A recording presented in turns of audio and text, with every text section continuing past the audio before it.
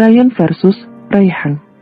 Ryan baru saja memasuki kamarnya di lantai 2. Kamar yang sudah selama 8 tahun dia tinggalkan. Kamar yang memberikan banyak kenangan indah, sekaligus kenangan buruk. Pria itu mengedarkan pandangan ke seluruh penjuru ruangan.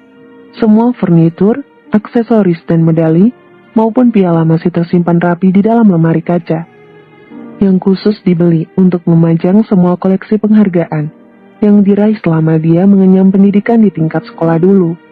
Perlahan Ryan berjalan, menghampiri sebuah nakas, lalu meraih figura seorang wanita berkerudung dengan pakaian serba tertutup, tengah tersenyum, sembari memeluk anak laki-laki berusia 11 tahun. Foto itu diambil 2 tahun sebelum wanita itu meninggal akibat penyakit yang dideritanya. Ryan mengusap figura itu dengan lembut. "Mah, aku sudah kembali. Walau berat hati ini kembali ke rumah, tetapi aku rela demi melindungi harta kekayaan yang sudah susah payah Mama hasilkan, agar tidak jatuh ke tangan orang-orang tamak seperti Lena dan putranya."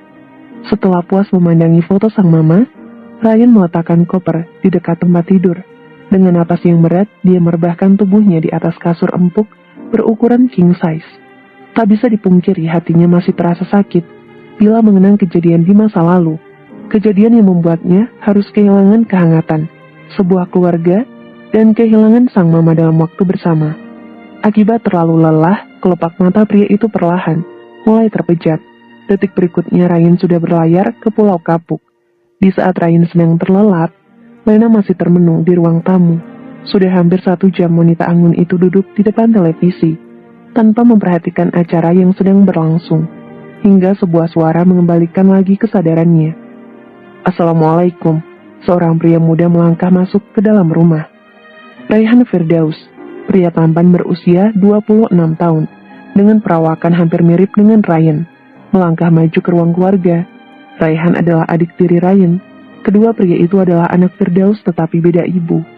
Ryan memiliki paras mirip mendiang Meiling, dengan wajah oriental, kulit kuning, langsat, dan bermata sipit.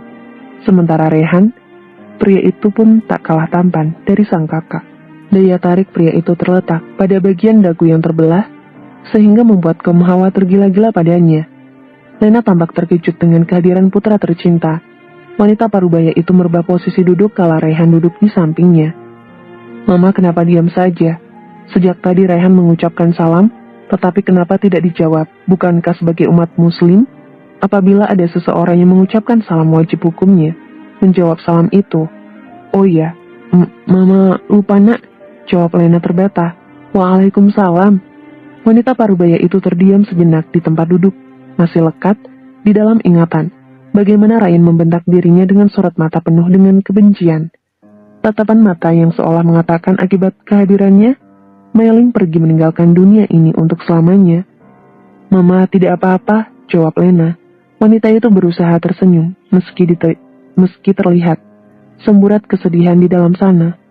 Raihan meraih tangan Lena, lalu menciumi tangan itu dengan lembut. "Kalau Mama ada masalah, jangan sungkan untuk cerita padaku. Aku siap menjadi pendengar setia sama seperti dulu ketika aku masih kecil." Dengan sabar Mama mendengarkan ocehanku yang terdengar aneh. Ibu dan anak itu saling tersenyum bercengkrama bersama, seraya mengingat betapa bahagianya dulu hidup mereka. Keluarga sederhana tetapi penuh dengan kasih sayang. Hingga kebersamaan itu harus terhenti ketika Bi Alice datang dan merusak suasana. "Makanan untuk Dan Ryan mau disiapkan sekarang atau tunggu sampai makan malam tibanya?" Raihan menatap Lena penuh selidik. Terlihat dari sorot mata pria itu begitu tajam dan menusuk hingga membuat wanita parubaya itu meremang. "Jadi gara-gara Mas Ryan, Mama melamun?" tanya Raihan penuh selidik. "Kenapa Mama tidak cerita pada aku kalau Mas Ryan akan kembali hari ini? Jika aku tahu dia akan pulang, tadi pagi aku tidak perlu berangkat mengajar di kampus," sungut Raihan. "Nak, kenapa Mama harus cerita padamu? Ini rumah Ryan juga. Dia berhak tinggal di sini bersama kita," bela Lena. Wanita parubaya itu berusaha merayu Raihan agar tidak terpancing emosi hingga menyebabkan perkelahian antar saudara. "Untuk apa Mama membela anak durhaka seperti dia? Mama tahu kan, selama ini bagaimana sikap dia terhadap kita? Mas Ryan selalu menyalahkan aku dan Mama atas insiden kecelakaan yang menyebabkan Tante Meiling meninggal dunia. Laki-laki itu tidak pernah menganggap kita ada. Jadi untuk apa dia kembali ke rumah ini, jika akhirnya akan membuat rumah ini seperti neraka lagi? Ucap Rayhan frustasi. Pria tampan yang berprofesi sebagai dosen di salah satu fakultas keperawatan itu menyugar rambut dengan kasar. Rayhan, jaga ucapanmu, teriak Lena. Bi Alice yang sedari tadi berdiri di sudut ruangan hanya membeku, tak berani beranjak dari tempat. Dengan mata dan kepalanya sendiri dia harus menyaksikan pertengkaran antara anak dan ibu. Dia tidak menyangka kemunculannya akan merusak suasana. Seharusnya tadi aku jangan muncul di saat Dan Rayhan sedang bersama Nyonya. Kalau sudah begini kan jadi kacau, batin Bi Alice. Kenapa mah? Ingin memukulku karena sudah berkata lancang terhadap Mas Ryan? Sorot mata Rayhan memancarkan kelihatan emosi. Gigi pria itu gemeretak saling beradu membuat Lena menurunkan egonya sedikit. Nak, bagaimanapun juga dia adalah kakakmu, hormati Ryan, dan jangan mudah terpancing emosi. Kamu tahu kan sifat Ryan seperti apa selama ini?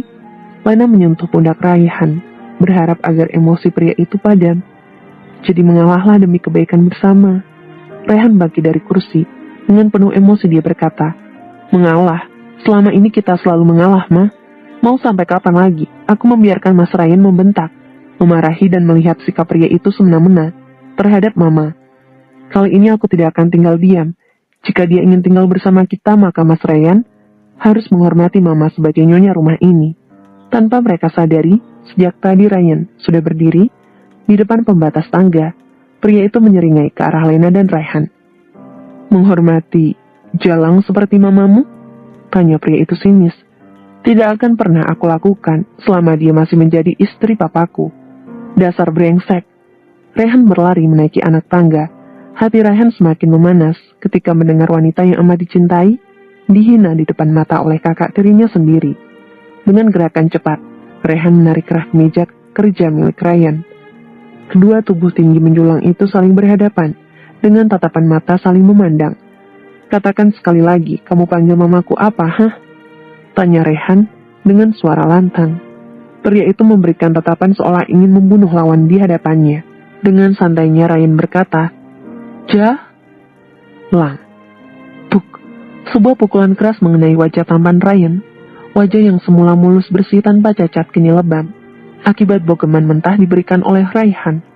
Rayhan kembali berniat memberikan hadiah istimewa untuk kakaknya itu. Tetapi suara berat seorang pria parubaya menghentikan gerakannya. Apa yang kalian lakukan? Mau jadi preman di rumahku? Teriak Firdaus. Rayhan segera menghentikan gerakannya di udara, berusaha menahan agar tangan itu tidak mendaratkan lagi di sebuah tamparan di wajah Ryan.